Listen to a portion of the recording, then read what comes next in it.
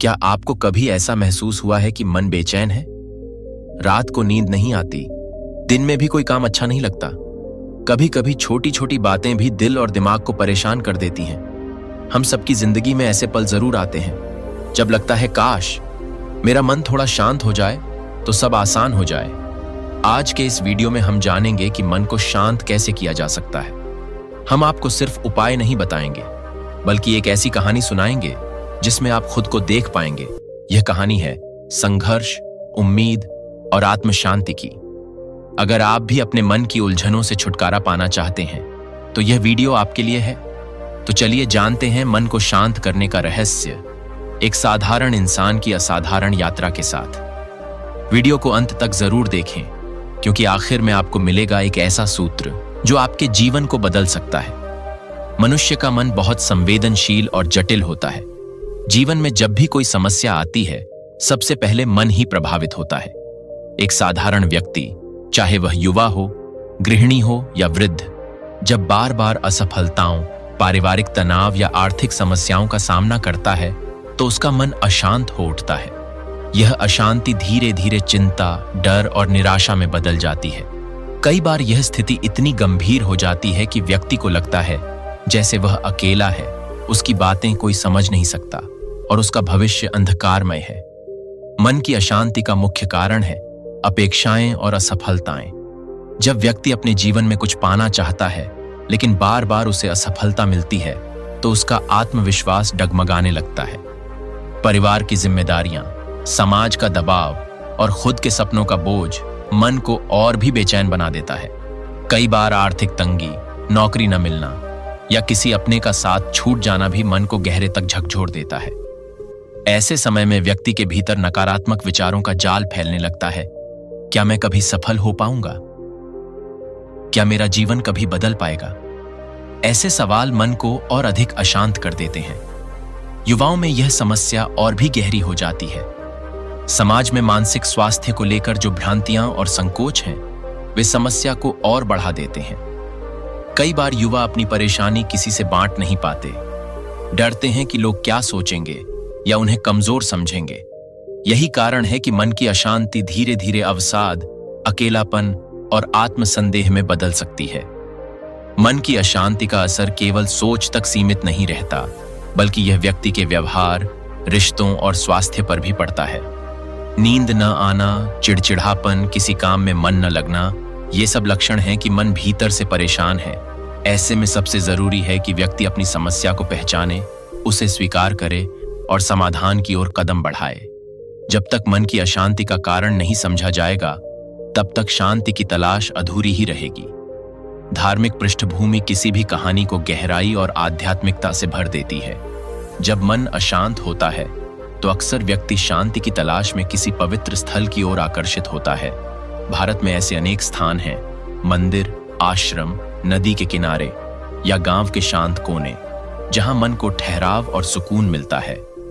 इन स्थलों की विशेषता यही है कि वहां की ऊर्जा, वातावरण और धार्मिकता अपने आप ही मन को शीतलता प्रदान करती है। मान लीजिए, हमारा पात्र अर्जुन अपने मन की अशांति से जूझते हुए एक दिन गांव के बाहर बहती पवित्र नर्मदा नदी के किनारे स्थित ओंकारेश्वर मंदिर पहुंचता है। यह स्थान न केवल प्राकृतिक सौंदर्य से भरपूर है, बल्कि आध्यात्मिक दृष्टि से भी अत्यंत महत्वपूर्ण है। ओंकारेश्वर मंदिर नर्मदा नदी के बीच एक द्वीप पर स्थित है और यह भगवान शिव के 12 ज्योतिर्लिंगों में से एक है। यहाँ का वातावरण, मंदिर की घंटियों की ध्वनि, नदी की कलकल और श्रद्धालुओं की प्रार्थना सब मिलकर एक ऐसी दिव्य अनुभूति देते हैं जिससे मन अपने आप शांत होने लगता है। अर्जुन मंदिर की सीढ़ियां चढ़ते हुए देखता है कि वहां एक वृद्ध संत ध्यान मग्न बैठे हैं। अर्जुन उनके पास जाकर अपनी मन की व्यथा साझा करता है। संत मुस्कुराते हैं और उसे श्रीमद् भगवद गीता का एक प्रसंग सुनाते हैं। वे बताते हैं कि महाभारत के युद्ध के समय जब अर्जुन का मन भीषण द्वंद्व और भय से भर गया था, तब भगवान श्री कृष्ण ने उसे गीता का उपदेश दिया था। गीता में कहा गया है, कर्म करो, फल की चिंता मत करो, आत्मा अजर अमर है और जीवन की हर चुनौती हमें आत्मज्ञान की ओर ले जाती है। संत समझाते हैं कि जब मन अशांत हो तो धर्म, ध्यान और सत्संग का सहारा लेना चाहिए।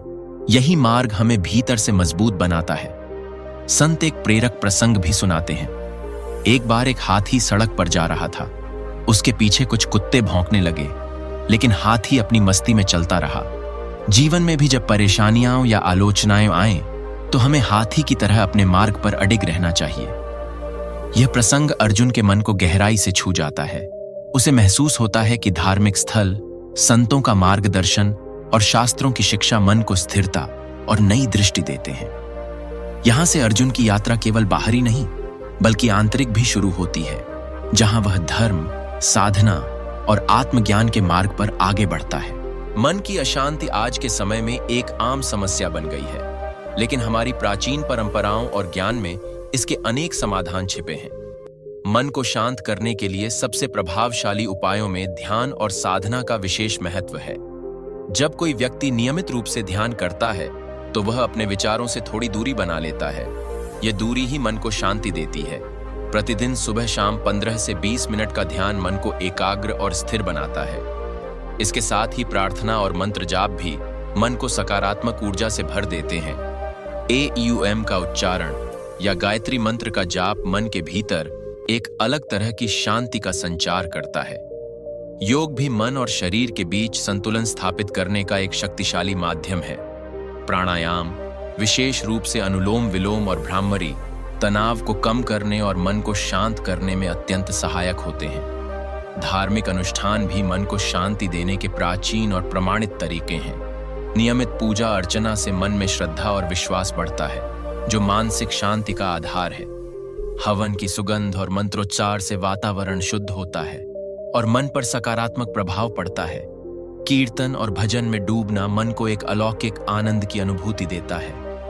सत्संग में संतों और विद्वानों के विचारों को सुनना मन को नई दिशा और प्रेरणा देता है। इन सभी अनुष्ठानों में एक विशेष बात यह है कि ये व्यक्ति को अपने से बड़ी शक्ति से जोड़ते हैं, जिससे उसे अपनी समस्याओं से ऊपर उठने का साहस मिलता है। सकारात्मक सोच मन की शांति का एक और महत्वपूर्ण आयाम है। क्षमा करना सीखें, न केवल दूसरों को बल्कि खुद को भी।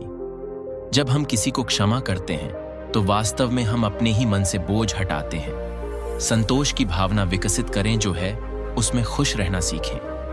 यह नहीं कि प्रयास न करें, बल्कि प्रयास करते हुए भी वर्तमान को स्वीकार करें। सेवा और त्याग की भावना मन को विशालता देती है। जब हम दूसरों की मदद करते हैं, तो अपनी समस्याओं को भूल जाते हैं और एक अलग तरह की संतुष्टि पाते हैं। प्रकृति के साथ समय बिताना मन को शांत करने का एक प्राकृतिक और सरल उपाय है।